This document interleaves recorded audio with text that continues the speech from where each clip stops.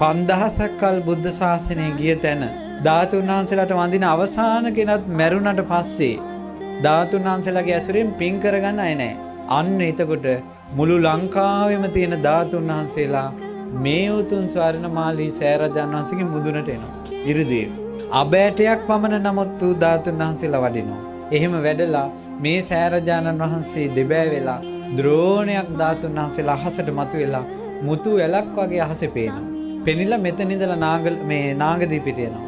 නාගදීප සෑයේ දෙබෑ වෙලා මැණික් පුටු අහසට මතුවෙනවා.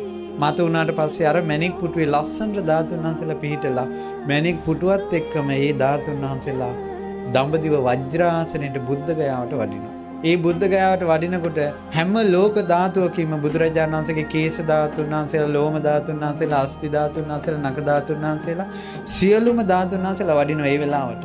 වැඩලා අහසේ බුදුරජාණන් වහන්සේගේ ලලාට ධාතුන් වහන්සේ පිහිටි තැන එතනම පිහිටනවා.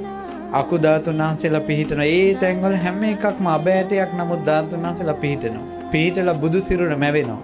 යමක මහ ප්‍රාතිහාර්ය පාලා මතුවන වජ්‍රාසනයේ මත බුදුරජාණන් වහන්සේගේ බුදු සිරුර දැවිලා යනවා. ඒකට කියනවා ධාතු පරිනිර්වාණ.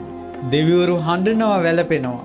බුදුරජාණන් වහන්සේ පිරිනිවන් පානකොට ධාතුන් වහන්සේලා තිබ්බ නිසා, රහතන් වහන්සේලා හිටපු නිසා මිනිස්සු හිත හදාගත්තා. එදාන් පස්සේ තුන් ලෝකෙටම බුදු කෙනෙක්ගේ ධාතුන් වහන්සේලා නැහැ. හඬනවා, වැළපෙනවා, පෙරලෙනවා දෙවිවරු.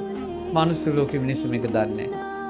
එදායින් පස්සේ මේක අපායක් වගේ මේ මනුස්ස ලෝකේ. මිනිස්සු එදායින් පස්සේ ප්‍රතිමා, බුද්ධ ප්‍රතිමා, බෝධීන් වහන්සේලා ස්තූප ඔක්කොම අතුරුදහන් වෙලා යනවා. නැති වෙලා යනවා. ආයෙ වඳින්න බෑ.